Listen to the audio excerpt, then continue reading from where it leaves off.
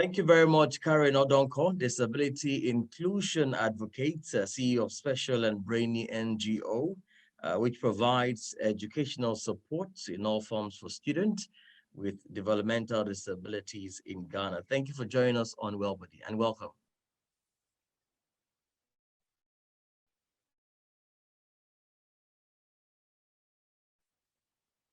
Thank you to be here. All right. I hope the network will allow us to have the session. But let's start with you sharing your experience in caring for children with autism. Looking at your practice this year, in all of your years that you've done.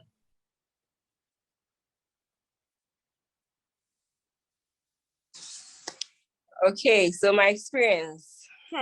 I've had quite a journey, and I've actually an exciting journey. Okay. I started off as a caregiver for children with autism at an autism center in Ghana. And then I moved on to be a disability inclusion officer with the autism. So we focus on three main categories of disability, that is children with autism, children with Down syndrome, and children with cerebral palsy. Okay. So what would you say have been the challenges, that you face taking care of people with autism? The challenges, the first challenge I would say is the lack of continuity, because when you start doing something at the school or center, usually when the kids go home, the parents don't continue with what you're doing. So when they come back, then you have to, it's either you're struggling to pick up from where you left off, or then you have to start all over again. So for instance, you're teaching a child an independent living skill, perhaps brushing of the teeth. It takes a lot to even get the child to hold the toothbrush, to get used to the toothbrush. You make a little progress, the child accepts the toothbrush, the child starts holding the toothbrush. And, when the child goes home and it's time for brushing of the teeth, perhaps what the parent or guardian would do is just to put the toothpaste on it and then do it for the child. You're trying to let the child do it on their own. So then that's breakage between what happens in the school and what happens at home is a big challenge. It's a big challenge. And how long can this last? Come again? How long can this challenge last? The breakage that you're talking about here. It can last for as long as it can last. It can last if you speak to the parents and the parents understands where you're coming from, then that's good for you. You know that, okay, the parent is going to try and pick up from where you leave off during the day. But then in the cases where the parents don't understand where you're coming from and, they are not on the same level with you, it's very difficult. And then that means it's going to last for a long time, and it's going to affect the progress of that particular activity you're trying to teach the child. What are some of the risk factors in autism? When you say risk factors, what do you mean? In terms of taking care of these children, are there any risk factors there?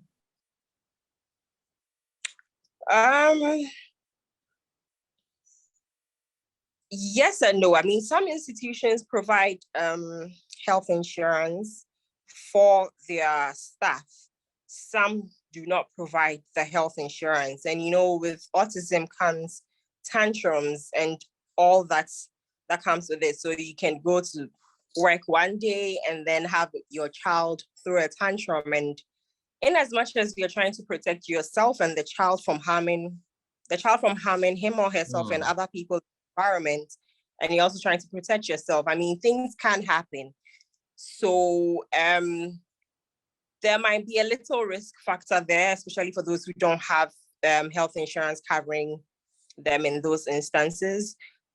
But really, aside that, there's no other risk I can think of. But what are the best ways to support someone with autism? The best way, I would say, is something I call the multidisciplinary approach. So you're supporting the child through a holistic approach, from education to health, to the parental support, to the sibling support, the community support, the people around them in the home. You have all those people coming together, having an understanding, and if it's something you're trying to do, they're all doing it from different angles, rather than having the child learn something in school and then something else is happening in the home, and then the doctor is giving something else, the therapist is giving something else. I think when there's no linkage in that whole circle, the progress is not as we would want it to be, even though sometimes there is some level of progress. I just think, from my experience, it's way better when you have everybody on board doing the same thing from different angles. Then okay, so if the doctor says this, then from an educational angle, I'm supposed to be doing this and this and this. And when the child comes home, I'm supposed to be doing this and this. I actually think the multidisciplinary approach is the best way to support a child with autism. Well, do you think there is much awareness about this condition? Yes and no. I mean, looking back to 5-7 years ago, we are not where we used to be as a country. There's been a little improvement, but we are not there yet. There's so much room for improvement. The awareness, day in, day out, organizations of persons with disability and autism, organizations are creating awareness, educating people, sensitizing the public, their parents, everybody that matters in the lives of persons with autism. But it's just a human nature. Change is something difficult for people to accept. So it's going to take time, but then eventually I have hope, and I know that we will get there, because if we've been able to move from where we were 5-7 years ago, and we are where we are now, there's so much more room for improvement. Well, just before I let you go, what do you think the society should do in supporting parents with autistic children?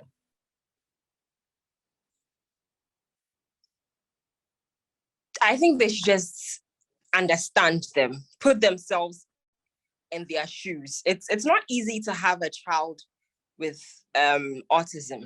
It's not easy, but there's always so much happening.